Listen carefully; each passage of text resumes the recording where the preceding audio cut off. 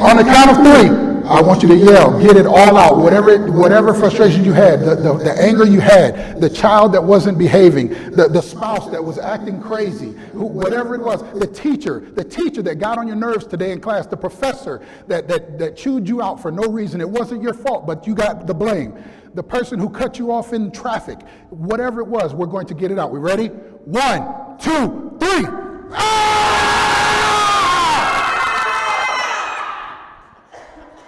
Feels good, doesn't it? Feels good, doesn't it? Sit down. The question already has been, can we do that again? Believe me, you'll have more than one time to do it. We have a few minutes left, and I'll let you scream. The influential side of your purpose. In order to get this message tonight, the frustrations that you just let out, we're going to learn how to use that for power. By show of hands, those of you watching live, raise your hands in your rooms or wherever you are. By show of hands, how many know exactly why you were put on this earth? You know your purpose. You know what you were put here for. By show of hands, let me see your hands. You know what you're here for. You know what you're here for. And in the room, in the studio today, we have represented about 30% of the people who said they knew what their purpose was. That's about accurate. Most people really don't know what their purpose is. How do you tap into your purpose? What's your passion? What do you love to do? What do you love to do? We'll talk about how to figure that out, and then we'll tap into the influential side of your purpose tonight. Challenges, the frustrations that we just yelled out. Challenges, they're wake-up calls for creativity. Challenges, the challenges that you had today, yesterday, last week, last month, last year. Hey, we're, 17 days into 2019, and some of us are so glad 2018 is over that we have nothing else left to think about in 2018. But I'm going to have you look back into 2018 and find some positives out of the negatives that we had. With challenges being wake-up calls for creativity, I'm not saying that you have to have challenges in order to be creative. Do I have any historians in the room? Any historians? We have one. Any online? We can't see you. Any historians? We have one. In 1518, Captain Hernan Cortez was in Cuba at the time. He had a great conquest that he saw, and he had a vision. He felt he had a purpose to go into Mexico and have a great conquest. He was told by the leader of Cuba at that time, no. He canceled the retreat. He canceled, I call it a retreat, but he canceled the conquest and said, no, Captain Hernan, it's not a good time. He said, that's my purpose. I have to go conquer Mexico. With 500 men and 11 ships, he left for Mexico. With 500 men and 11 ships, he left for Mexico, landed at Veracruz, and the first thing he told the men was, burn the ships. We just sailed for weeks to come to a place that we have no idea about, and our captain is telling us to burn the ships? The first person probably said something, he was killed. What do you think the rest of the 500 said? Get the lighter fluid and the matches. Let's burn it. What's the lesson behind that? Retreat is easy when you have the option. Retreat is easy when you have the option. I was doing some work last night, some legal work, and you have to hit the shift key on your keyboard as you're typing. And the keyboard, the shift key, it was for internal purposes only. And it was all caps. And I hit shift, I was typing, and I got to the word purposes. Internal purposes. And the keyboard started talking to me, and I actually started talking back to my keyboard. And the message behind what the conversation was, I will not tell you, it was get your shift together. Get your shift together. There's an F before that T, so don't leave here saying that guy was up there saying cuss words during his presentation. Get your shift together. In order for us to reach the influential side of our purpose, we have to get our shift together. Say, get your shift together. Get your shift together. Be sure you have the F in there. So with that story, Captain Hernan Cortez, all of us have ships that we need to set ablaze. We need to burn our ships. So as we get our shift together, our thought process together, we change the thoughts from negative to positive. We take the bad things that happened in our past and we turn them for good. A few years ago, I had to fly into Nashville, Tennessee. I left Phoenix, and I'm flying into Nashville, Tennessee.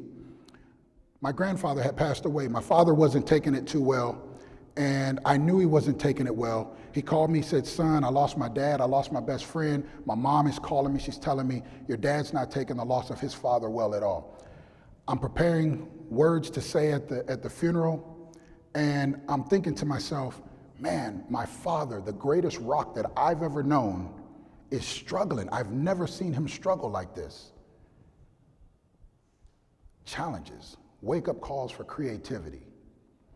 I arrive in Nashville, and as my dad and I talk, I say, Dad, everything that Paul, that's my granddad, everything that Paul taught you, you taught me. He taught me.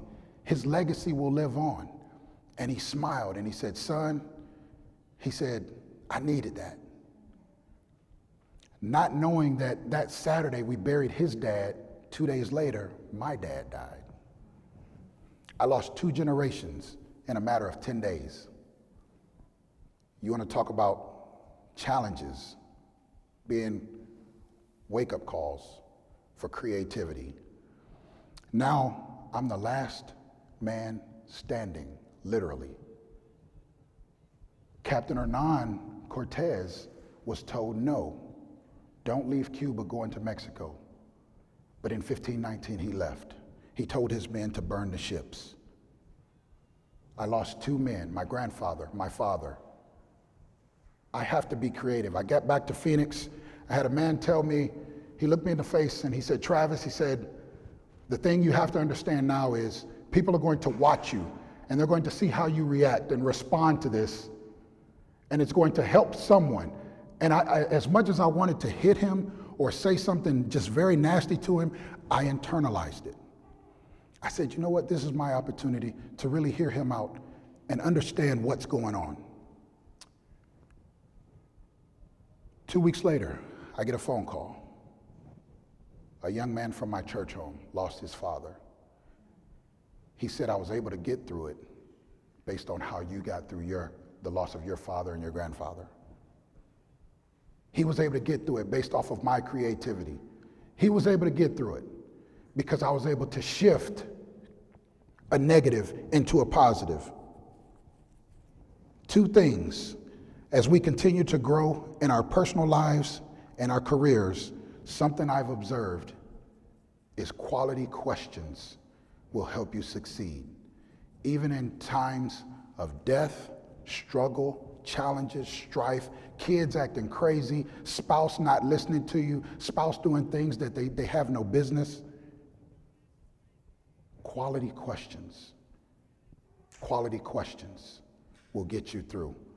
One question that you should ask, and you can write this down. Write this down. Those of you watching, write this down. I was told a long time ago, a short pencil is better than a long memory anytime, so be sure you're taking notes. What will you do with the second half of your life? It will be tough to become better and go farther in your second half without knowing your life's purpose. What will you do with the second half of your life? It will be tough to become better and go farther in your second half without knowing your life's purpose. Another question you can ask, what would you attempt to do if you knew you wouldn't fail? What would you attempt to do if you knew you wouldn't fail? And then here's one of my favorite questions. I ask people this all the time. One of my favorite questions that I love to ask, and believe me, jot this down. The next conversation you're having, ask this question, and people will be like, wow, that's a great question. You don't even have to give me credit. You can say, hey, I thought of this in my dream. What would you attempt to do if you knew you would fail, but you knew you would learn, grow, and become a better person as a result? What would you do if you knew you would fail? What would you attempt to do if you knew you would fail, but you knew you would learn, grow, and become a better person as a result of that attempt? What would you do? What would you do? That's your purpose. That's your purpose. If you knew you would fail at it, what would you do? Many of us would sit back and say, well, if I know I'm going to fail, I'm not going to do it. But if it's your purpose and you know you're passionate about it, even if I fail, I'm going to learn from it. I'm going to grow from it. I'm going to become a better husband. I'm going to become a better father. I'm going to become a better man because I attempted it. That's your purpose. That's your passion. That's where we live. Now, how do we tap into the influential side of that? Because many people always say, well, I learned what I should know, but I don't know how to apply it. Great question. I'm glad you asked. We'll talk about how to apply it. 3 things we'll talk about. 3 things. And before we get to those 3 things, leadership is reliant on this. And you can write this down. Leadership is reliant on this. How you see and how you seize opportunities. How you see with your eyes, with your head, and with your heart. How you see opportunities and how you seize opportunities. That's what leadership is relying on. I was speaking at a commencement, I was giving a commencement address. I was speaking at a graduation a couple years ago, and I gave my all. I poured my heart out for those 25 minutes during that graduation. And 6 months later, it was roughly 6 months later, I get a call. And the call came from a young man in his late 20s, and I didn't realize his age at the time. He said, Travis, I wanted to let you know I moved to Arizona based off of your graduation speech. I'm thinking to myself, yes, I got a young man who graduated from high school. He's coming to Arizona, maybe ASU, U of A. Do I have any devils in the room? Any devils? Bear down? Any bears? Any wildcats? Okay. GCU? Any lopes? Lopes up? Okay, lopes up. He said, Travis, I have to be honest. I wasn't at the graduation. I'm thinking, okay. He didn't graduate. I'm thinking he's a father. Okay, so maybe your child graduated. He says, no. He said, I wasn't even at the graduation. I'm thinking, okay, he's stalking me. I'm in trouble. He moved to Arizona to kill me. He's going to take me out. He said, I watched it air, because they showed the graduation on live television back in Michigan at the time. They just showed it throughout the summer. He said, I was sitting in my room, and the words that you said were so powerful, and you talked about the negatives of your past and how you were turning them into positives. He said, in an instant, I got up and said, I have to leave here. I have to leave. I have to burn the ships. I have to burn the ships. I have to burn the ships of my past in order to make the shift that I need to get to where I need to be. I'm here to tell you today that Josh has had a newborn baby, and Josh is doing very well, all because I was able to open up and share the challenges of my life. He saw and he seized the opportunities, and now Josh is leading a family. It's because I opened up. Influential side of your purpose says that whatever negative things that's eating you and tearing you apart, simply share them. I'm not saying you go on Facebook and Twitter and Snapchat and Instagram and put your business out there. No, that's not for everybody. But I am telling you that the hurts and the past pains of your life will help someone around you, just like Josh. Josh wasn't at the graduation. He had no family members attending, but a message that I left behind, not because of who I was, but because of where I had been and the struggles of my life that I talked about on that graduation day to a graduating class of seniors. Helped catapult him to move to Phoenix, Arizona from Detroit, Michigan, where he's doing very well today. We all want opportunities, but seldom do we know what creates opportunity. Byproducts of influence that create opportunity. Number 1, ask questions. Byproducts of influence that create opportunity. The first one is ask questions. The second byproduct is openness. We have to be open. I call it hot communication. My wife and I, we share in marriage of 13 years. we share what's called hot communication, honest, open, and transparent. Write that down, hot communication. When you're talking to kids, when you're talking to loved ones, hot communication, H-O-T, hot communication. Be honest, be open, be transparent.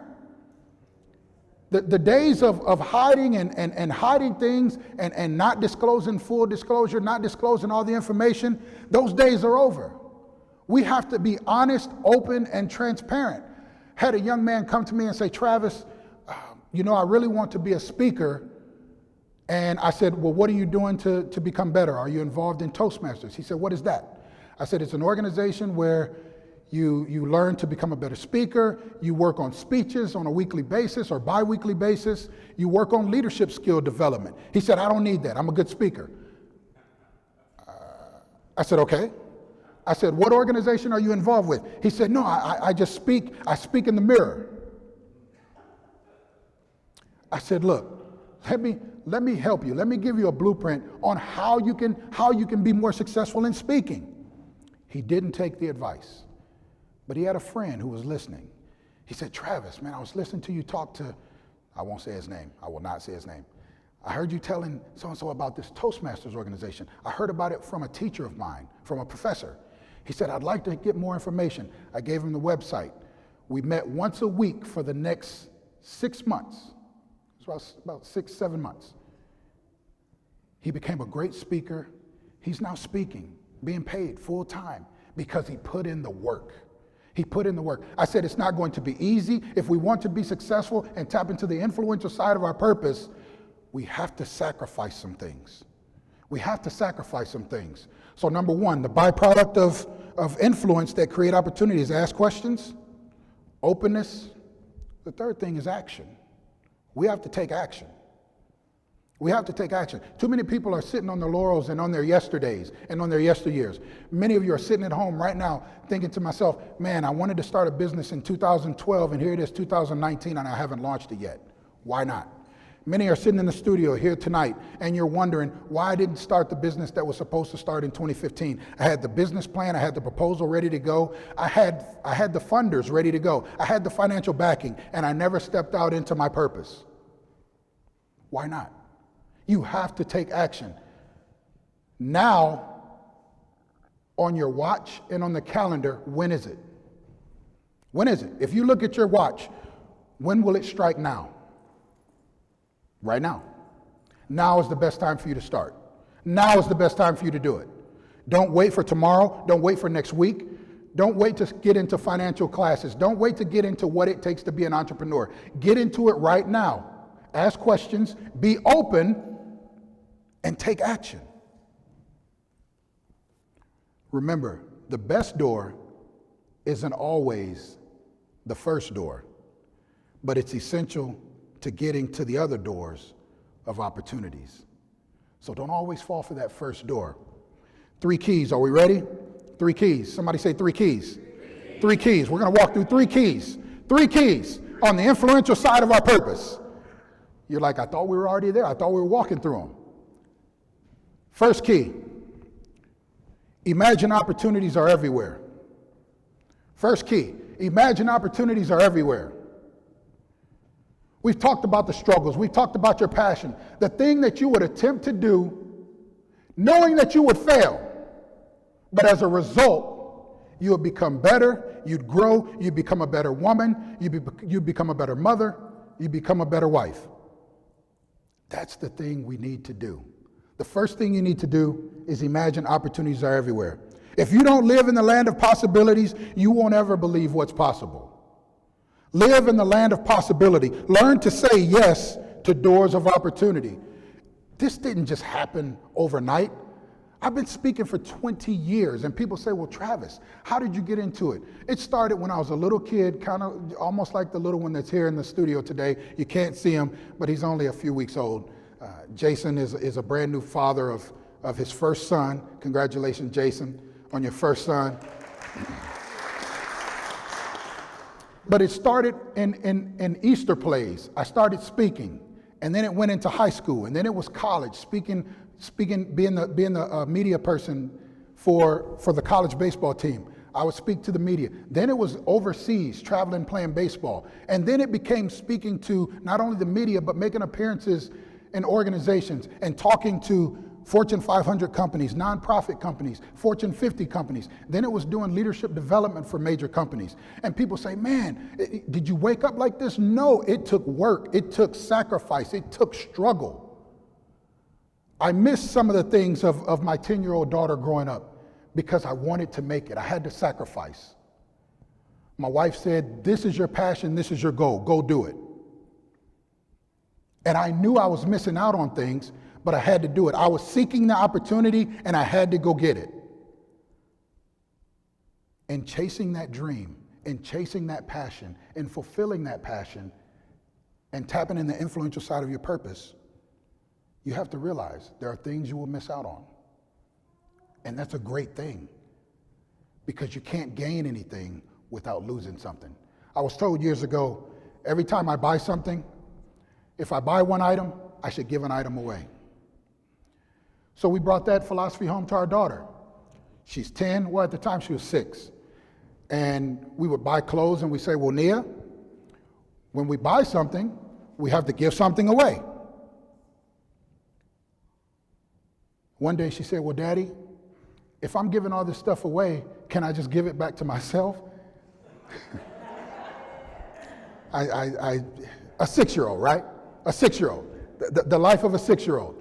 But that's what she said. Talk about getting your shift together. There's an F in front of the T, remember that. Get the F in front of the T. Talk about getting your shift together. And I thought to myself, okay, she wants to think like that. We have to give of our time. Let's not think about monetary, but we have to give of our time. And she said, well, Daddy, let's go get food. Let's go give some things away. Talk about the influential side of your purpose. She said, Dad, all the things that you've given away, all the time that you give, let's go feed people on Thanksgiving. Let's go feed people on Christmas. And this is a 10-year-old who says, I think we need to go to our mobile pantry at our church and give food away to people. Sowing seeds and sacrificing allows a 10-year-old to understand what it takes to tap into the influential side of your purpose. Now she says, Dad, I feel much better when I give things away and when I give my time to other people, because there are a lot of people that don't have. I said, baby, that's good. The key is, how do we get other people to understand that? She said, I don't know. You're the speaker. You have to go tell them.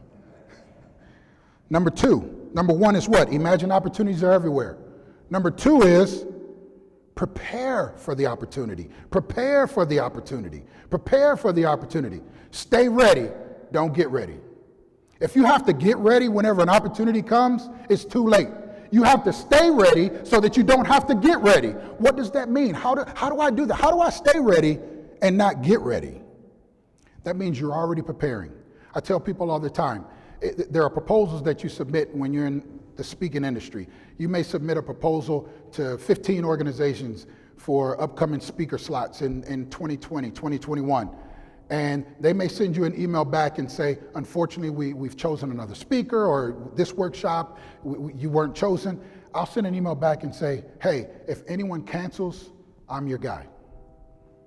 If anyone cancels, let me know. Do you know how many opportunities I've gotten because I stayed in contact with organizations who said, you know what, you were right there, and you know, we went another direction. But I stayed in touch, and I said, you know what, if anyone cancels, let me know. Many cancellations have led to many opportunities. Don't get ready, stay ready. Stay ready, stay ready, stay ready, stay ready. Number 2 is what? Prepare for opportunity. Number 1 is what? Imagine opportunities are everywhere. Number 2 is prepare for opportunities. Always be prepared for opportunities to come. I was prepared as I flew into Nashville, Tennessee. I didn't know my father was going to pass away the same weekend that we were burying his father. I didn't know it, but I was preparing on the things that they taught me as a young man. I remember when they said, son, it's your time to carry the family name. We've given you all the necessities. We've equipped you. We've resourced you with values and morals on what it is to be a man, on what it is to be a hardened man. That's good, right? A hardened man. A hardened man. You're not a hard man. but my wife is a Hardin woman, so she's the only one that gets that blessing, not you. But as a Hardin man, there were some creeds, there were some rules to be a Hardin man. And I've passed those things on to my daughter. If there are any Child Protective Services people watching right now, I can't tell you what those things were because I had to instill those into my daughter, but it worked. It worked. Stay ready so you don't have to get ready. And as my father passed away and went on into the heavens, I now had to stay ready. I was already ready because I had a family who looked to me as the man, all my older sisters, my mom, my aunts. They all looked to me to carry the torch. What are we going to do? What do we do? No tears. I went into action because they prepared me at a young age. I didn't have to get ready. I stayed ready. Opportunity, opportunity, opportunity. Number 3, we ready? What's number 1? Imagine opportunities are everywhere. Number 2, prepare for opportunity. Number 3, and this is key, talking about the influential side of your purpose, seize and activate the opportunities. Booker T. Washington said there are 2 ways to use your strength. You can push people down or you can pull people up. 2 ways to use your strength, only 2 ways. You can push people down or you can pull people up. Had a young man come to me. He said, Travis, I'm really looking forward to college life, but unfortunately, I'm struggling with girls and sex and I'm thinking about, joining a gang. Joining a gang? What are you talking about? He said, well, I lost my dad. He overdosed and died. My mom is in prison and I really don't have any stability. I don't have anywhere to go. I said, okay, let's work through this. I said, let's work on a plan. He's like, I don't know what a plan is. I don't have a plan. He said, my plan is day to day.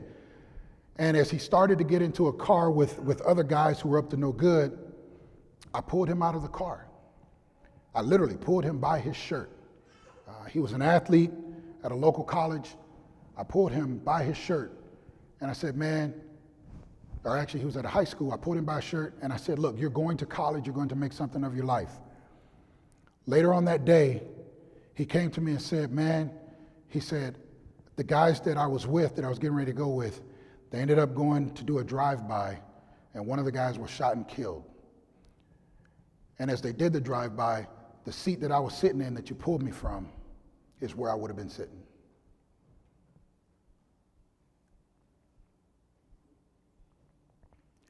At that moment, you talk about seizing and activating an opportunity.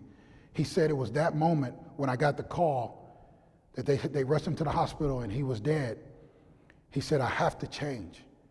He had to shift his thinking. A negative has now become a positive. He had to seize the opportunity. He said, I got back on track. I started going to night school, and from night school, I took summer classes. After summer classes, I got enough to get my GED. I enrolled in the local community college. He ended up going to ASU. He graduated from ASU, and he's now doing well as a civil engineer. He's actually up in Montana as a civil engineer, all because I tugged on his shirt and said, no, you're not getting in this car. You're not going to make a mistake. You're not going to be a has-been. You're not going to, this is the influential side of your purpose. How many ships do you need to burn? How many people can you pull by the shirt? And I'm not talking about a physical, actual shirt. I'm talking about somebody who you know who's down right now, who you can pull by the shirt and say, you know what, let's go to lunch. Let's go to dinner. It's like the young man who, him and his mom as a college football player, he came to me and he said, Travis, he said, man, what can we do to get to the NFL? I said, it's not about the NFL. It's about, the NFL stands not for long, is what the NFL is. The NFL stands for not for long. I know a lot of guys who played in the league, Major League Baseball, NFL, NBA. The NFL guys who, it looks good on TV, but then after, they're taking pain meds to get through the night. They're taking pain meds. And many of you here in the studio shaking your head. You're shaking your head because you know these guys.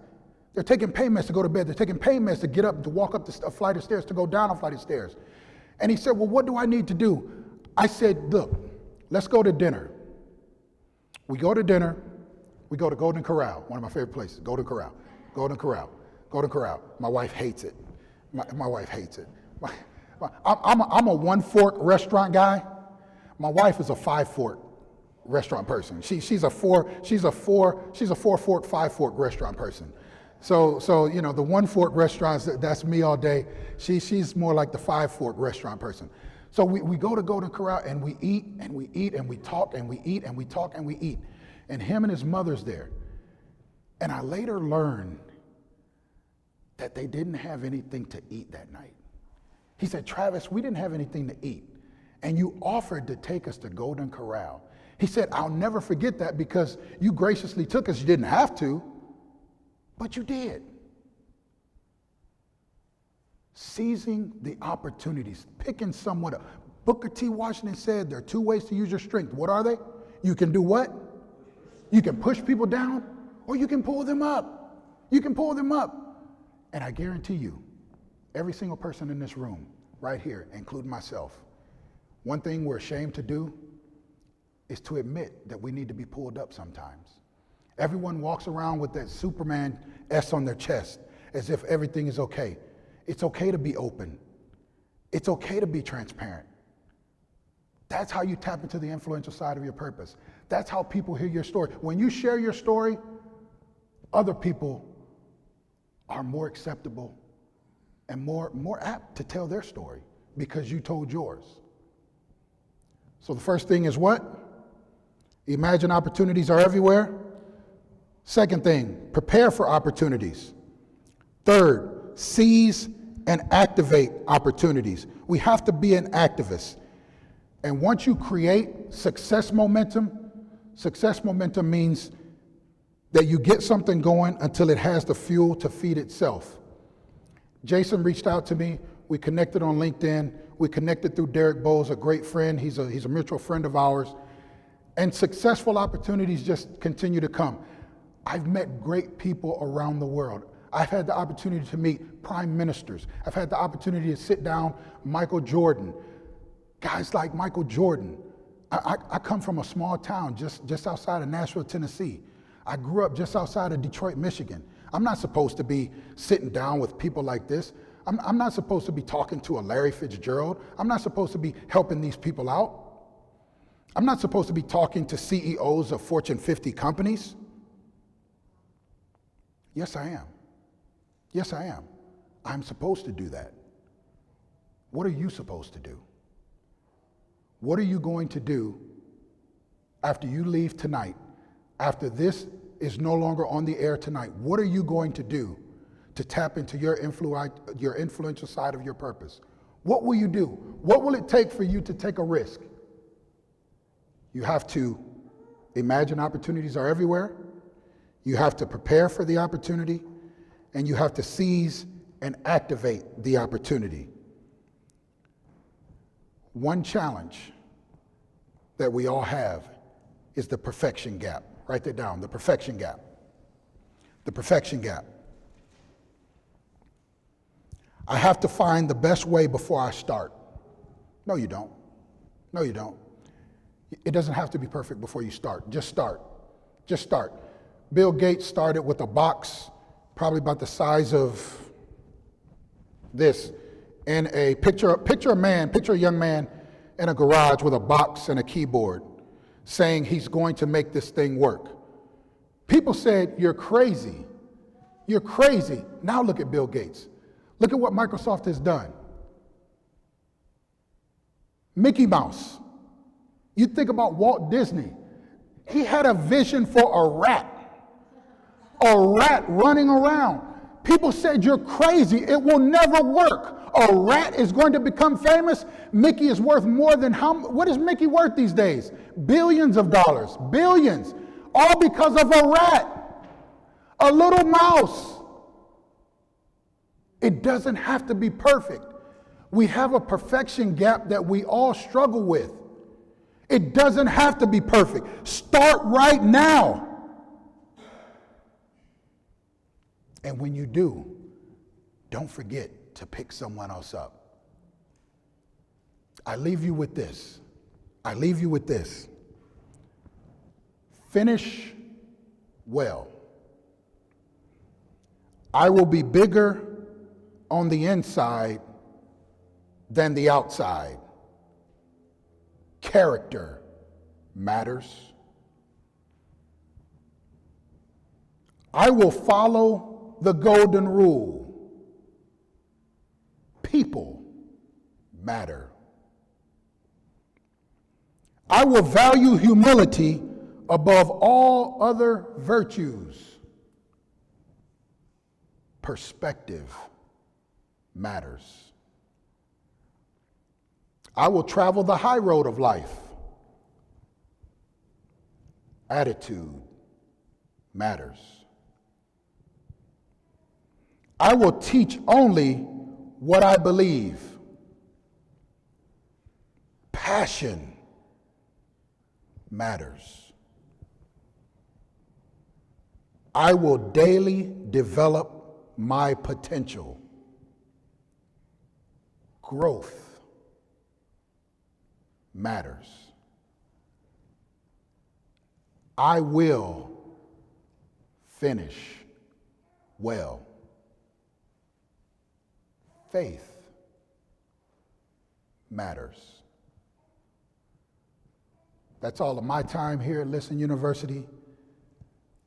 I appreciate your time, and I promise you, we'll see each other at another time. Have a good night, good remainder of your day. Take care. Thank you, Travis Hardin. Fantastic. Outstanding. Thank you so much. Appreciate it. Big round of applause for Travis. Awesome. I thank you, honey. He was awesome. You're right. I just wish he had committed the audience a couple more times. He got some good commitment, but especially like where he said, when you buy something, something goes back.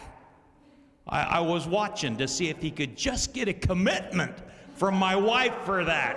I mean, he's talking about it, and she's listening. She's saying amen, but he didn't reach. He didn't go for it. He had an opportunity. He was in. He knew he didn't do it. And that hurt me. That was the only part, Travis. I think you dropped the ball there for me. But other than that, I thought it was outstanding because I wouldn't have to keep building closets if he would have gone for the commitment on that. We'll have that posted on YouTube as well, so you'll be able to refer back to Travis's talk over and over again. I'm sure we'll use some snippets for promotions in the future, because we always look for one or two good sound bites, and the photographers were coming back to me all during the presentation. Just too many of them outstanding. So if it's okay with all of you, we'll probably have Travis back again. And outstanding. So Listen University, that's what we do here. I've got just a couple minutes because he finished and gave me a minute here accidentally. And Listen University is about getting people away from their television set one night a week for Speaker's Night. My dad was a speaker when we were growing up. He was a Toastmaster. I loved that Travis spoke about Toastmasters, because when Jason came to me and said he wanted to be a speaker, I said, go to Toastmasters. And he didn't know right off what that was either, but he went a little bit crazy. He joined like 5 of them. So like he's a different every morning he's in Tempe, Phoenix, Glendale, going to all these Toastmaster meetings. And then pretty soon he starts bringing back these awards, because he starts winning the Toastmaster competitions. And one of my brothers here, my dad in his closet had Travis, you'll love this, he had a box full of Toastmaster trophies that were little cups about this big. And they said on them, number one Toastmaster. And it was awesome because he was a Scoutmaster, all of our Scoutmaster for lots and lots of years. And we would have marshmallow roasting competitions on all of our outings. And the winner received a trophy that said, Toastmaster champion. And all of us have them. None of us knew there was an organization called Toastmasters. We thought the trophy was made for us, Mac. We thought it was made for us. And it sat on all of our mantles. I am the #1 Toastmaster. And I could do it better than anyone else. And it was amazing. So Toastmasters, unbelievable organization. And it just reminded me of when we reach out for speakers. Now, we got a real one tonight. And he's bigger than our organization. And that's beautiful. You know, I mean, when you get someone better than you are, that's outstanding. But you know when you got the right guy, when you ask a speaker what they speak on. And everyone who knows me personally knows my pet peeve of an answer. And it is, oh, I can speak on anything you want me to. That's my pet peeve. Because they're saying that the speaker is the difference. And Travis proved to you that the message is the difference. And I don't want someone who can speak on anything. I want someone who will speak on their passion. And that's what you heard from Travis, and that's why he's great. And thanks again, Travis. Thanks, everybody, for being here with us tonight. And come back and see us next Thursday. Bye-bye, everybody.